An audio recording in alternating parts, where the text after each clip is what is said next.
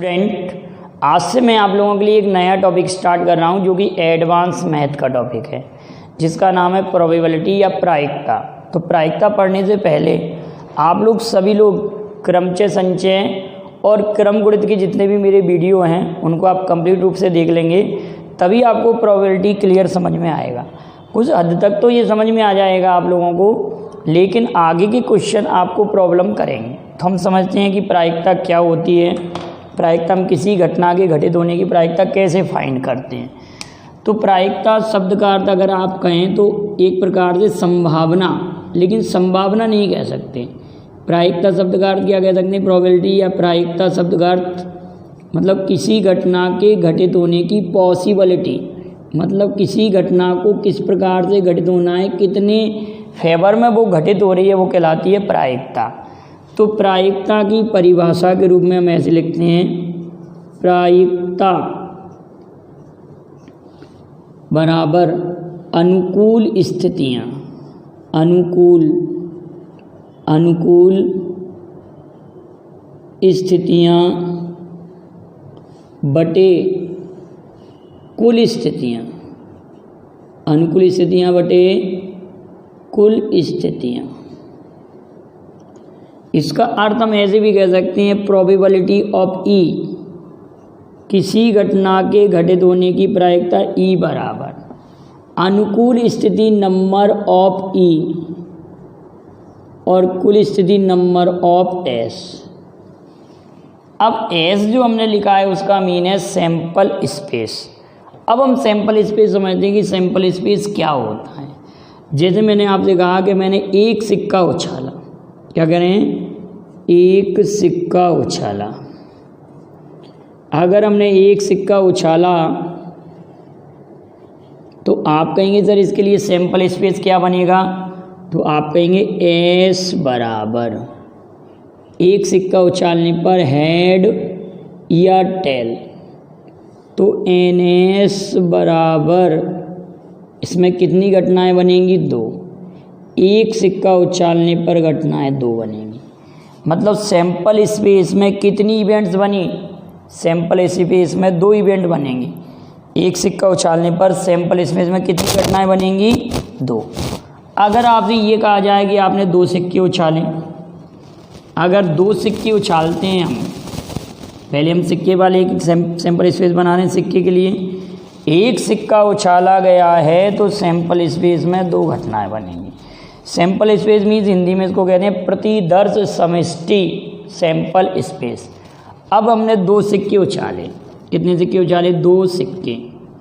दो सिक्के अगर उछालते हैं, दो सिक्के उछालने पर प्रतिदर्श समष्टि एस बराबर, आप कहेंगे सर अगर दो सिक्के उछालें तो क्या क्या पॉसिबिलिटी, कितनी घटनाएं बन सकती हैं, कितनी घटनाएं हो सकती हैं, वो आपका सैंपल स्पेस कहलाता है। अगर हम दो सिक्के उछाल रहे हैं तो हेड हेड आ सकता है, टेल टेल आ सकता है, हेड टेल आ सकता है और टेल हेड आ सकता है। क्लियर बेटाओ। अगर हमने दो सिक्के उछाले तो ये संभावना कितनी हो गई, टोटल हमारे पास 4 संभावना हो गई। तो सैंपल स्पेस में एन एस बराबर कितने मेंबर हो गए, सैंपल स्पेस में 4 सदस्य हो गए, माने number of S equal to कितने मेंबर हो गए, 4। अब बात आती है कि अगर हमने 3 सिक्के उछाले, अगर मैंने आपसे कहा बेटाओ कि 3 सिक्के उछाले, 3 सिक्के उछाले, 3 सिक्के उछालने पर अगर हमने 3 सिक्कों को उछाला तो क्या होगा, अगर आपने 3 सिक्के उछाले तो आप ये कहेंगे सर एस इक्वल टू प्रतिदर्श समष्टि में सभी पर हेड आ सकता है, सभी पर टेल आ सकता है। फिर हम ये कह सकते हैं कि 2 हेड और 1 टेल, 2 हेड और 1 टेल, इसको हम ऐसे भी लिख सकते हैं टेल डबल हेड, या इसी को ऐसे लिख सकते हैं हेड टेल हेड, और अगला आ जाएगा टेल टेल हेड, और हेड टेल टेल और टेल हेड टेल।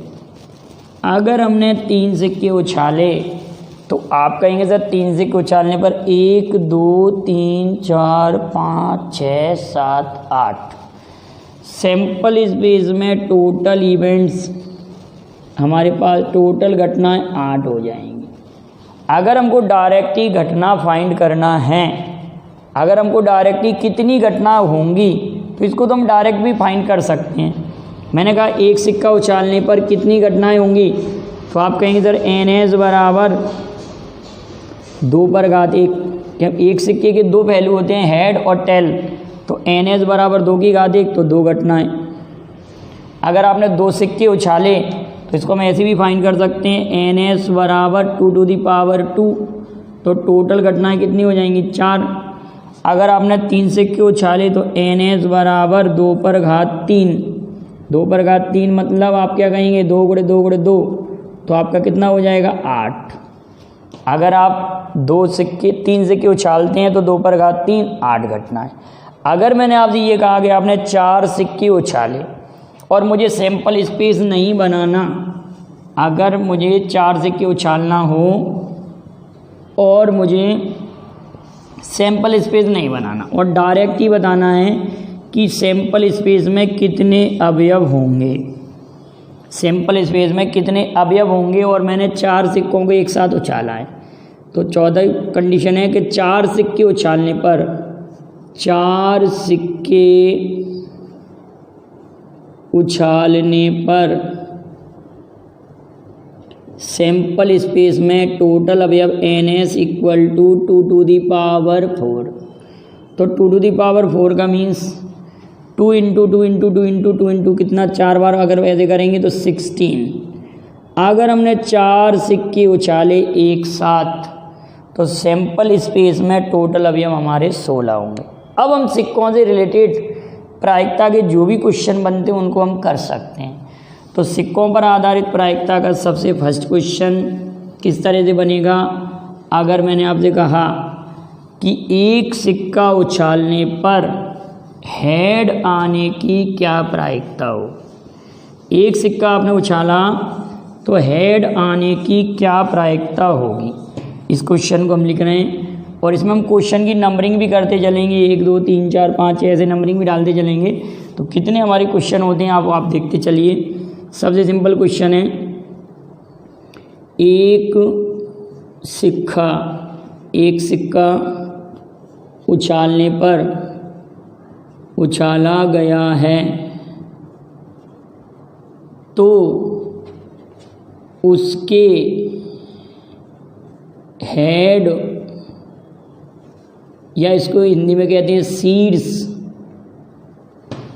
होने की क्या प्रायिकता होगी, शीर्ष होने की प्रायिकता ज्ञात करो, प्रायिकता ज्ञात करो। ध्यान से समझना, एक सिक्का उछाला गया है, हमने एक सिक्का उछाला है तो उसके हेड ब्रैकेट में लिखना शीर्ष होने की प्रायिकता ज्ञात करो। हमने एक सिक्का उछाला तो सैंपल स्पेस S बराबर क्या बनेगा बेटा, हेड और टेल, आप समझ गए। तो टोटल इवेंट्स हमारे पास, टोटल घटना सैंपल स्पेस में 2 और घटना E बराबर हेड आना प्रायिकता होती है हेड, तो नंबर ऑफ E बराबर 1। तो प्रायिकता probability of E equal NE upon NS, तो प्रायिकता हो जाएगी 1/2। अब लेकिन बेटा जब कॉम्पिटिटिव एग्ज़ाम में आपको सॉल्व करना होता है तो आप इतना कुछ नहीं लिखेंगे, ये तो आपको क्लास वर्क में, अगर क्लास में करना है तो आप इतना डिटेल करेंगे। कॉम्पिटिटिव एग्ज़ाम में आपको मालूम है एक सिक्का उछाला जाता है तो 2 संभावना होती हैं, 2 हम नीचे लिखेंगे और हेड आने की घटना 1 ऊपर लिख देंगे, तो हेड आने की प्रायिकता 1/2। क्लियर है। अगर इसी प्रकार से टेल आने की प्रायिकता पूछेंगे तो भी 1/2 होगी, या उसको पुंज कहते हैं, पुंज आने की क्या प्रायिकता होगी एक सिक्के को उछालने पर। अगर हमारे पास आया नेक्स्ट क्वेश्चन हम लिख रहे हैं, 2 सिक्के एक साथ उछाले जाते हैं। अगला क्वेश्चन है, 2 सिक्के उछाले गए हैं तो दोनों पर हेड शीर्ष होने की क्या प्रायिकता होगी, होने की भी कह सकते हैं या शीर्ष आने की क्या प्रायिकता होगी। क्वेश्चन क्या है, नेक्स्ट क्वेश्चन में बदल दिया, दो सिक्के उछाले गए हैं तो दोनों पर हेड या शीर्ष आने की क्या प्रायिकता होगी। क्वेश्चन क्या कह रहा है बेटा, हमने दो सिक्के उछाले हैं। अब दो सिक्के उछालने पर आपसे क्वेश्चन में ये कह रहे हैं कि दो सिक्के आपने उछाले हैं तो दोनों पर हेड शीर्ष आने की प्रायिकता ज्ञात करो। तो हमने एस बराबर लिखा head head, tail tail, head tail, tail head. इसके अलावा और कोई पॉसिबिलिटी नहीं है। आपने कहा कि अगर आपने दो सिक्के उछाले हैं तो टोटल संभावना हमारे पास कितनी बनती है, एन बराबर 4। और घटना ई क्या बनेगी, दोनों पर हेड आए तो दोनों पर हेड आए तो ये। अब इसको हम दो नहीं गिन सकते ना, दो सिक्के ना, तो एक ही घटना कहलाएगी, ये एक घटना। एन ई बराबर एक घटना, दोनों पर हेड आए तो probability of E equal to N E upon N S. तो आप कहेंगे सर 1/4। तो मैं फिर कह रहा हूँ कि एग्जामिनेशन हॉल में कॉम्पिटिटिव एग्ज़ाम में ऑब्जेक्टिव क्वेश्चन आते हैं तो हमको इतना डिटेल नहीं करना। हमको कैसे करना है कि आपको मालूम है अगर दो सिक्के उछालते हैं तो टोटल पॉसिबिलिटी होती है 4, नीचे लिख देंगे। हेड आने की घटना एक ही होती है, हेड हेड, तो 1/4। क्लियर है। दो सिक्के उछाले गए हैं तो दोनों पर हेड आने की क्या प्रायिकता होगी। अब इसी क्वेश्चन को फिर से मैं चेंज कर रहा हूँ कि दो सिक्के उछाले जाएं, थर्ड क्वेश्चन आ रहा है बेटा, थर्ड क्वेश्चन, दो सिक्के उछाले जाएं तो कम से कम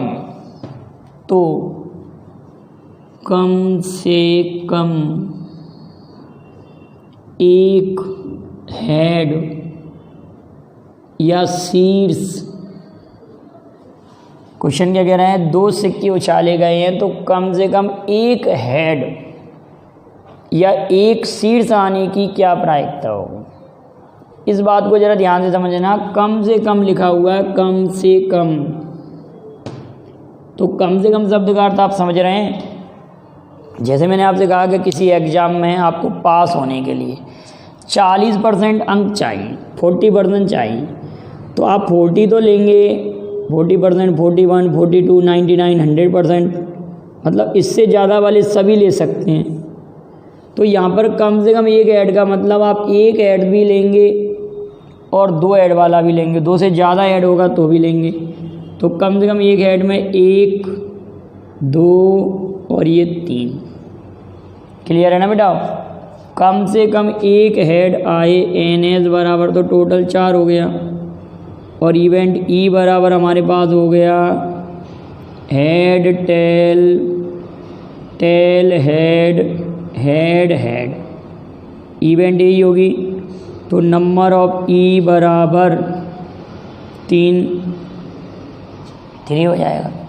तो कम से कम एक हेड आने की प्रायिकता, probability of E equal to कम से कम एक हेड आने की प्रायिकता। एक अगर हेड आ रहा है तो 3/4। अब आप फिर से वही वाली बात कि कॉम्पिटिटिव एग्ज़ाम में आपको ये सब बनाना नहीं है। आपको मालूम है जब हम 3 सिक्के उछालते हैं, 2 सिक्के उछालते हैं, 2 सिक्के उछालते हैं तो टोटल घटना बनती है हमारे पास 4, और कम से कम एक हेड की जब बात हो रही है, एक हेड, तो वो घटनाएं हमारे पास 3 बनती हैं। तो कम से कम एक हेड आने की प्रायिकता 3/4। अगर 2 सिक्के उछाल रहे हैं तो कम से कम एक हेड आने की प्रायिकता 3/4 हो जाएगी। अगर यही क्वेश्चन को मैं फिर से चेंज करूँ एक नए क्वेश्चन में, आप बड़े ध्यान से समझेंगे। चौथा क्वेश्चन बनता है हमारा, फोर्थ क्वेश्चन, 2 सिक्के एक साथ उछाले जाते हैं तो केवल ठीक या ठीक लिख दो, ठीक एक हेड शीर्ष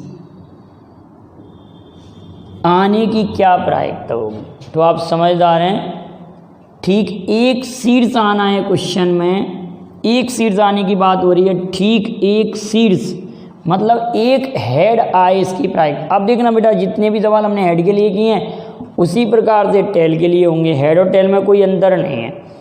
ठीक एक शीर्ष की बात हो रही है, तो आप कह रहे हैं सर टोटल घटना तो हमारे पास 4 हैं, और ठीक एक शीर्ष में हमारे पास नंबर ऑफ ई हेड, टेल हेड, तो इसकी घटना कितनी है 2। तो प्रायिकता पी ई बराबर N E upon N S, तो 2/4। तो कितना आंसर आ जाएगा 1/2। कितना आंसर आएगा 1/2। एक क्वेश्चन और करते हैं हम आप लोगों के लिए। अगर मैंने कहा 2 सिक्के उछाले गए हैं, क्वेश्चन आया कि 2 सिक्के उछाले गए हैं, तो दोनों सिक्कों पर समान प्रतिदर्श आए, तो दोनों सिक्कों पर समान